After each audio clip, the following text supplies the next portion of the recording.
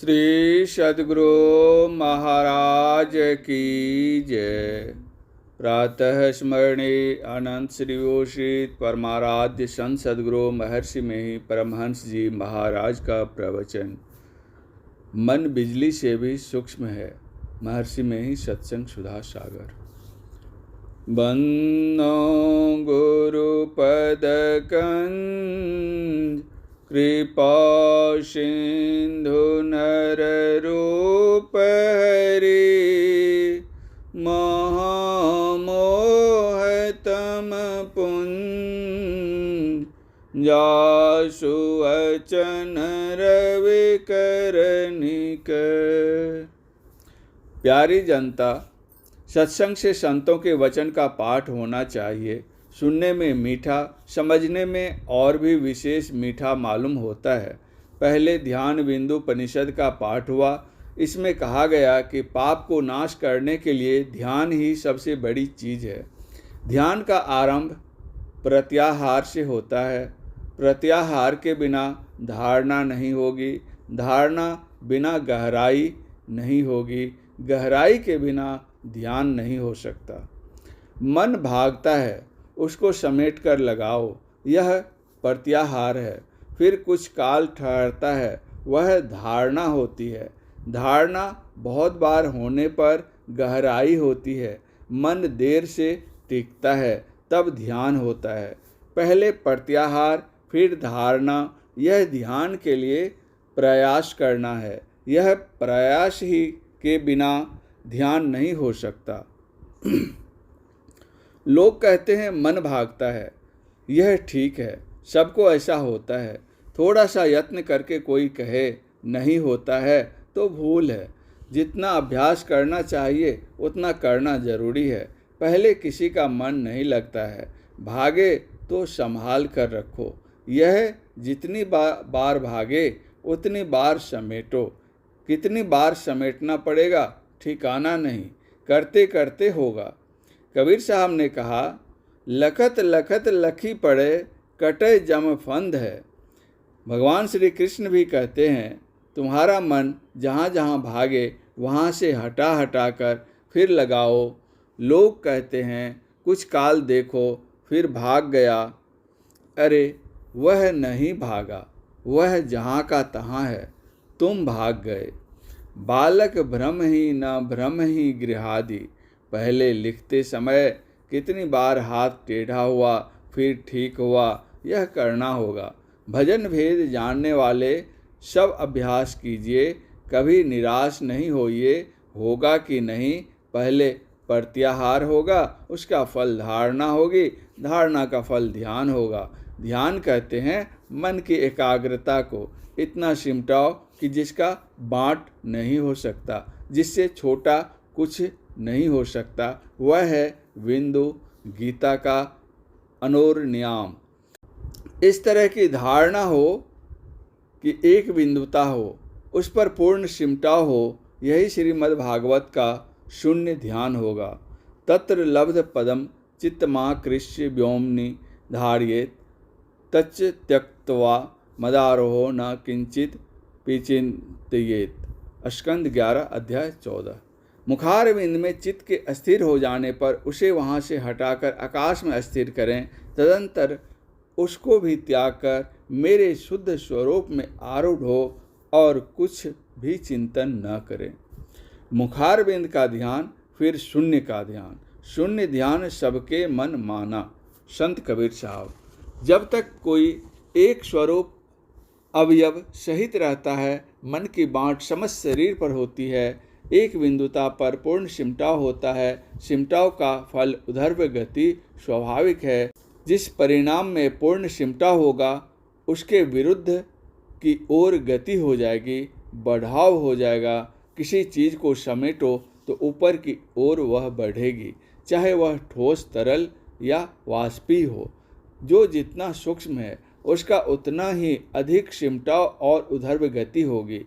बर्फ से पानी और पानी से वाष्प अधिक सूक्ष्म होने के कारण बर्फ से पानी, पानी से वाष्प में विशेष ऊर्ध्व गति होगी।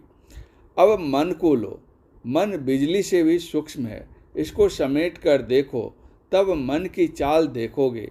मन जाए, ठीक ठीक जाए, वहाँ तीव्रता जो आती है उसको देखो। यहाँ पूर्ण सिमटाव पहले स्थूल मंडल में होगा। स्थूल मंडल कर्म मंडल के अंदर का है। यहाँ सिमटाव होने से सूक्ष्म मंडल में जाता है। यह भी कर्म भूमि है। यह स्वर्ग या देवलोक है। यहाँ भी सिमटाव होने से जहाँ कर्म बीज रूप है वहाँ चला जाएगा। वहाँ भी सिमटाव हो जाए तो कर्म मंडल को पार कर जाएगा। पाप पुण्य कर्म दोनों छूट जाएंगे।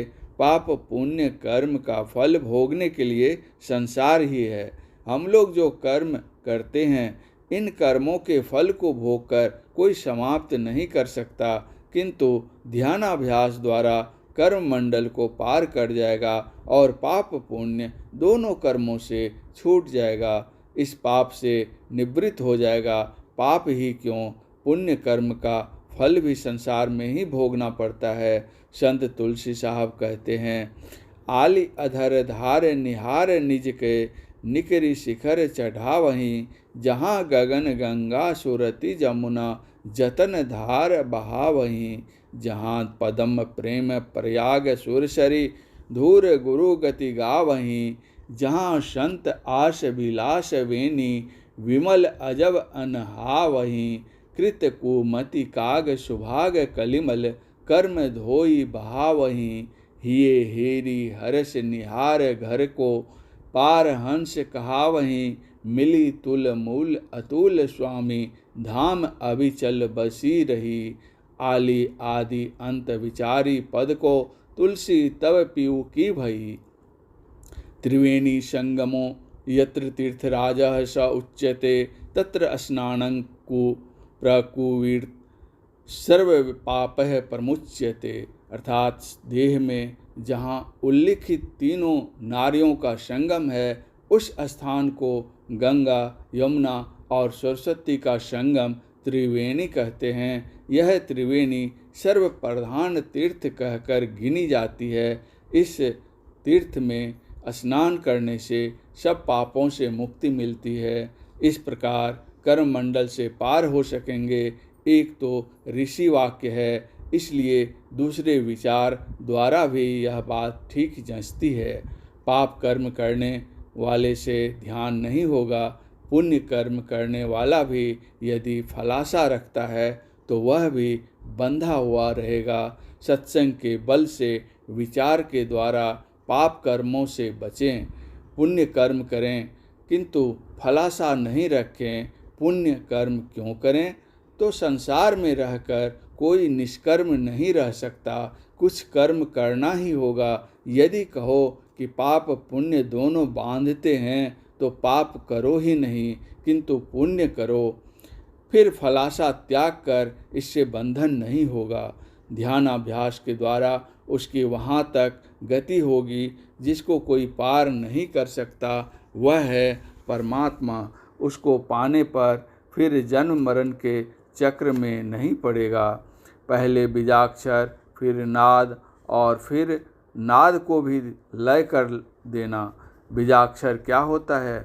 अक्षर का बीज जहाँ कलम रखते हैं, पहले बिंदु होता है, फिर कोई अक्षर। बिंदु के बिना लकीर नहीं हो सकता। बिना लकीर के कोई आकार या अक्षर नहीं हो सकता। इसलिए किसी आकार या अक्षर का बीज बिंदु है। फिर उन्होंने बिंदु में भी परम लगा दिया है। रेखा गणित में बिंदु पड़ता है, किंतु उसकी परिभाषा के अनुकूल बाहर में कोई बना नहीं सकता। बाल की नोक से एक चिन्ह देने पर भी परम बिंदु नहीं हो सकता। परम बिंदु लिखने के लिए परमात्मा ने कलम दे दी है, वह है दृष्टि। दृष्टि दो प्रकार की होती है, एक फैली हुई, दूसरी सिमटी हुई। अर्जुन को निशाना मालूम होता था और कुछ नहीं। सुई की छेद में धागा करते समय कितना संभाल करना होता है। कहे कबीर चरण चित राखो, जो सुई बिच डोरा रे। इस प्रवचन का अगला भाग अगले प्रवचन पाठ में श्री सद्गुरु महाराज की जय।